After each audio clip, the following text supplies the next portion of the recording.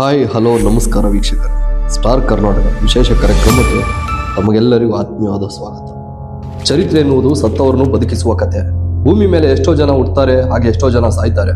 ಸಾಧಿಸಿದವನು ಸತ್ಮೇಲೂ ಜೀವಂತವಾಗಿರ್ತಾನೆ. ಈ ನಮ್ಮ ಭಾರತ ಭೂಮಿಯನ್ನು ನೂರಾರು ರಾಜ ಮನೆತನಗಳು ಆಳಿವೆ. ಆದರೆ ಬೆರಳೆಣಿಕೆಯಷ್ಟು ರಾಜರುಗಳು ಮಾತ್ರ ನಮ್ಮ ನೆನಪಿನಲ್ಲಿದ್ದಾರೆ. ಅಂಥವರ ಸಾಲಿಗೆ ಸೇರುವ ಮೊದಲ ಕನ್ನಡದ ಕಟ್ಟಾಳು, ಕರ್ನಾಟಕವನ್ನು ಒಟ್ಟುಗೂಡಿಸಿದ ದೊರೆ ಇಮ್ಮಡಿ ಪುಲಿಕೇಶಿ. ಕರ್ನಾಟಕ ಬಲ ಎಂದೇ ಪ್ರಸಿದ್ಧರಾಗಿ ಇಡೀ ಭರತ ಖಂಡದಲ್ಲೇ ಕನ್ನಡಿಗರ ಶೌರ್ಯಕ್ಕೆ ಹೆಸರಾಗಿ ಇಂದಿಗೂ ಸಮಗ್ರ ಕರ್ನಾಟಕದ ದೇಶ ಸುಭದ್ರವಾಗಿ ನೆಲೆಯೂರಿರುವುದಕ್ಕೆ ಕಾರಣ ಇಮ್ಮಡಿ ಪುಲಿಕೇಶಿ.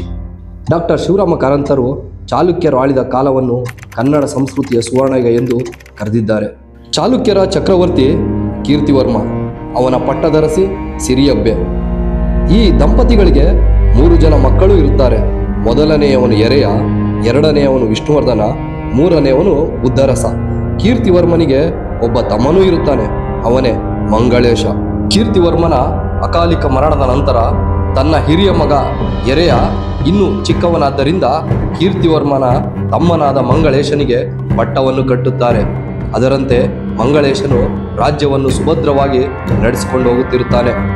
ಮಂಗಳೇಶನು ಕಲಚೂರಿ ಅರಸ ಬುದ್ಧರಾಜನನ್ನು ಯುದ್ಧದಲ್ಲಿ ಸೋಲಿಸಿದ್ದರಿಂದ ಆತನಿಗೆ ರಣವಿಕ್ರಾಂತ ಎಂಬ ಬಿರುದನ್ನು ನೀಡಿ ಗೌರವಿಸಿದ್ದಾರೆ. ಈ ವಿಜಯದ ಸಾಂಕೇತಿಕವಾಗಿ ಮಂಗಳೇಶನು ಹೊಯ್ಸಳದ ಶಾಸನವನ್ನು ಕೆತ್ತಿಸುತ್ತಾನೆ. ಇತ್ತ ಮಂಗಳೇಶ ತನ್ನ ನೆರೆಹೊರೆಯ ರಾಜ್ಯರುಗಳನ್ನು ಯುದ್ಧದಲ್ಲಿ ಸೋಲಿಸಿ ಸುಭಿಕ್ಷವಾಗಿ ರಾಜ್ಯಭಾರ ಮಾಡುತ್ತಿದ್ದರೆ, ಮತ್ತೊಂದು ಕಡೆ ಎರೆಯ ತಾನೇ ಚಾಲುಕ್ಯರ ಮುಂದಿನ ಚಕ್ರವರ್ತಿ ಎಂದು ಭಾವಿಸಿ ಶಸ್ತ್ರವಿದ್ಯೆ, ರಾಜನೀತಿ, ತತ್ವಶಾಸ್ತ್ರ, ಅಶ್ವಶಾಸ್ತ್ರ, ಗಜಶಾಸ್ತ್ರ ಹೀಗೆ ಯುದ್ಧ ಸಮರ ಕಲೆಗಳ ಅಭ್ಯಾಸದಲ್ಲಿ ನಿರತನಾಗಿರುತ್ತಾನೆ. ಹಾಗೂ ತನ್ನ ತಾತನಂತೆ ನಾನೂ ಪರಾಕ್ರಮಿಯಾಗಬೇಕು ಎಂಬ ಆಸೆಯನ್ನು ಹೊತ್ತಿರುತ್ತಾನೆ. ದಿನ ಕಳೆದಂತೆ ಮಂಗಳೇಶನಿಗೆ ಅಧಿಕಾರದ ಅಮಲು ತಲೆಗೇರಿ ರಾಜ್ಯದ ಮೇಲೆ ದುರಾಸೆ ಉಂಟಾಗುತ್ತದೆ. ನಾನ್ಯಾಕೆ ನನ್ನ ಅಣ್ಣನ ಮಗನಿಗೆ ರಾಜ್ಯವನ್ನು ಬಿಟ್ಟುಕೊಡಬೇಕು? ನನ್ನ ನಂತರ ಚಾಲುಕ್ಯರ ಚಕ್ರವರ್ತಿ ನನ್ನ ಮಗನೇ ಆಗಲಿ ಎನ್ನುವಂತಹ ದುರಾಲೋಚನೆ ಮಂಗಳೇಶನ ತಲೆ ಕೆಡಿಸುತ್ತದೆ. ಇತ್ತ ಎರೆಯನ ತಾಯಿಗೆ ಚಿಂತೆ ಕಾಡಲು ಶುರುವಾಗುತ್ತದೆ. ನನ್ನ ಮಗನಿಗೆ 20 ವರ್ಷ ವಯಸ್ಸಾದರೂ ತನ್ನ ಮೈದ ಇನ್ನೂ ನನ್ನ ಮಗನ ಪಟ್ಟಾಭಿಷೇಕದ ಬಗ್ಗೆ ಮಾತನಾಡುವುದಿಲ್ಲವಲ್ಲ ಎಂಬ ಪ್ರಶ್ನೆಗಳು ಆಕೆಯ ಮನಸ್ಸಿನಲ್ಲಿ ಮನೆ ಮಾಡುತ್ತವೆ. ಈ ವಿಷಯವಾಗಿ ಮಂಗಳೇಶನ ಬಳಿ ಮಾತನಾಡಲು ಹೋದಾಗ ಈಗ್ಯಾಕ ಮಾತುಗಳು ಎಂದು ಉಡಾಫೆಯ ಉತ್ತರವನ್ನು ನೀಡುತ್ತಿರುತ್ತಾನೆ. ಸಿರಿಯಬ್ಬೆಗೆ ತನ್ನ ಮಗನ ಪಟ್ಟಾಭಿಷೇಕ ಚಿಂತೆಯಾದರೆ ಮಂಗಳೇಶನಿಗೆ ತನ್ನ ಮಗ ಸುಂದರವರ್ಮನಿಗೆ ಪಟ್ಟ ಕಟ್ಟುವ ಚಿಂತೆಯಾಗಿರುತ್ತದೆ. ಮಂಗಳೇಶನು ಸುಂದರವರ್ಮನಿಗೆ ಪಟ್ಟ ಕಟ್ಟುವ ಸಲುವಾಗಿ ಹಲವಾರು ಯೋಜನೆಗಳನ್ನು ಕೈಗೆತ್ತಿಕೊಂಡಿರುತ್ತಾನೆ. ಎರೆಯನನ್ನು ಕೊಂದು ಬಿಟ್ಟರೆ ಚೇಚೆ ಅದಾಗದು. ಆತನ ತಮ್ಮಂದಿರಾದ ವಿಷ್ಣುವರ್ಧನ, ಬದ್ದರಸರು ಪಟ್ಟಕ್ಕಾಗಿ ಕಾದಿರುತ್ತಾರೆ. ಆ ಯೋಜನೆ ಸಫಲವಾಗುವುದಿಲ್ಲ ಎಂದು ತಿಳಿದ ಮಂಗಳೇಶ ಪ್ರಜೆಗಳಿಗೆ ತನ್ನ ಮಗನ ಶೌರ್ಯದ ಪರಿಚಯವಾಗಬೇಕು ಎಂದು ರಾಜ್ಯದ ಪಶ್ಚಿಮ ಭಾಗಗಳ ಮಾಂಡಲಿಕರನ್ನಾಗಿ ನೇಮಿಸಿರುತ್ತಾನೆ. ಅದೇ ಸಮಯಕ್ಕೆ ಅರಮನೆಯ ಮಂತ್ರಿಗಳಾದ ವಿಷ್ಣುಗೋಪ ಭಟ್ಟರು ಸಿರಿಯಬ್ಬೆಯ ಬಳಿಗೆ ಬಂದು ಮಂಗಳೇಶನ ಮಗನಾದ ಸುಂದರವರ್ಮನಿಗೆ ಚಾಲುಕ್ಯರ ಚಕ್ರವರ್ತಿಯ ಪಟ್ಟ ಕಟ್ಟುವ ಹುನ್ನಾರ ನಡೆಯುತ್ತಿದೆ ಎನ್ನುವಂತಹ ವಿಷಯವನ್ನು ತಿಳಿಸುತ್ತಾನೆ. ಸಿರಿಯಬ್ಬೆಯ ಅನುಮಾನ ನಿಜವಾಗುತ್ತದೆ. ಆಗ ಸಿರಿಯಬ್ಬೆ ತನ್ನ ಮಗನನ್ನು ಕರೆಸಿ ಅರಮನೆಯಲ್ಲಿ ನಡೆಯುತ್ತಿರುವ ಹುನ್ನಾರದ ಬಗ್ಗೆ ತಿಳಿಸುತ್ತಾನೆ. ಎರೆಯ ತನ್ನ ಚಿಕ್ಕಪ್ಪನೇ ತನಗೆ ಮಾಡುತ್ತಿರುವ ಅನ್ಯಾಯವನ್ನು ಕುರಿತು ಚಿಂತಿಸುತ್ತಾನೆ. ರಾತ್ರಿವಿಡೀ ನಿದ್ದೆ ಇಲ್ಲದೆ ತನಗಾದ ಅನ್ಯಾಯವನ್ನು ನೆನೆದು ಚಿಂತಾಕ್ರಾಂತನಾಗುತ್ತಾನೆ. ಬೆಳಿಗ್ಗೆ ಸೂರ್ಯೋದಯದ ನಂತರ ತನ್ನ ಶಸ್ತ್ರಾಸ್ತ್ರದ ಅಭ್ಯಾಸದ ಕಡೆಗೆ ತೆರಳಿ ಅಲ್ಲಿದ್ದಂಥವರಲ್ಲಿ ತನಗೆ ಆಪ್ತರೆನಿಸಿದ ಒಂದಷ್ಟು ಸ್ನೇಹಿತರ ಜೊತೆಯಲ್ಲಿ ಕನ್ನಡ ನಾಡು ಮತ್ತು ಕನ್ನಡಿಗರನ್ನು ಒಟ್ಟುಗೂಡಿಸಲು ನಮಗೆ ಒಂದು ಯುದ್ಧ ಅವಶ್ಯಕವಾಗಿದೆ ವಿಷಯವನ್ನು ಪ್ರಸ್ತಾಪಿಸುತ್ತಾನೆ. ಎರೆಯನ ಸೈನಿಕರೆಲ್ಲರೂ ಅದಕ್ಕೆ ಒಕ್ಕೊರಲಿನಿಂದ ಜೈಕಾರವನ್ನು ಹುಂಕರಿಸುತ್ತಾರೆ. ಅಲ್ಲಿಂದ ಎರೆಯನು ತನ್ನ ತಾಯಿಯ ಬಳಿಗೆ ಬಂದು ವಿಷಯವನ್ನು ತಿಳಿಸಿ, ನಾನು ಇಲ್ಲಿದ್ದುಕೊಂಡು ಚಿಕ್ಕಪ್ಪನ ವಿರುದ್ಧ ಸೈನ್ಯವನ್ನು ಕಟ್ಟಲಾಗುವುದಿಲ್ಲ, ಬದಲಿಗೆ ಈ ಸ್ಥಳ ಬಿಟ್ಟು ಬೇರೆ ಸ್ಥಳದಲ್ಲಿ ಹೋಗಿ ಸೈನ್ಯವನ್ನು ಗಟ್ಟಿಗೊಳಿಸಬೇಕಿದೆ ಎಂದೆನಿಸಿ ವಾತಾಪಿ ರಾಜಧಾನಿಯನ್ನು ತೊರೆದು ತಾಯಿಯ ತವರಾದ ಬಾನಾಡಿಗೆ ತೆರಳುವುದಾಗಿ ತಿಳಿಸುತ್ತಾನೆ. ಈ ಕಾರ್ಯಕ್ಕೆ ಎರೆಯನ ಯುವ ಸೈನಿಕರು ಸನ್ನದ್ಧರಾದರು. ವಾತಾಪಿಯಿಂದ ಬಾನಾಡಿಗೆ ಹೊರಡಲು ಎಲ್ಲ ರೀತಿಯಲ್ಲೂ ಸಜ್ಜಾದವು. ಬೆಳಗ್ಗಿನ ಜಾವ ಹೊರಟರೆ ಎಲ್ಲರಿಗೂ ತಿಳಿಯುತ್ತದೆ ಎಂದು ತಿಳಿದ ಎರೆಯ ಎಲ್ಲರನ್ನೂ ರಾತ್ರಿ ವೇಳೆಯಲ್ಲಿ ಹೊರಡುವ ಬಗ್ಗೆ ಮಾಹಿತಿ ನೀಡಿ ನಿಮ್ಮ ಜೊತೆಯಲ್ಲಿ ನಂಬಿಕಸ್ಥ ನಿಮ್ಮ ಆಪ್ತ ಸ್ನೇಹಿತರು ಹಾಗೂ ಸಂಬಂಧಿಕರನ್ನು ಕರೆದುಕೊಂಡು ಬರುವಂತೆ ತಿಳಿಸುತ್ತಾನೆ. ಈ ಎಲ್ಲ ಚಟುವಟಿಕೆಗಳು ನಡೆದ ನಂತರ ವಾತಾಪಿಯಿಂದ ಬಾನಾಡಿಗೆ ತೆರಳುವ ದಿನಾಂಕವನ್ನು ನಿಗದಿಪಡಿಸುತ್ತಾರೆ.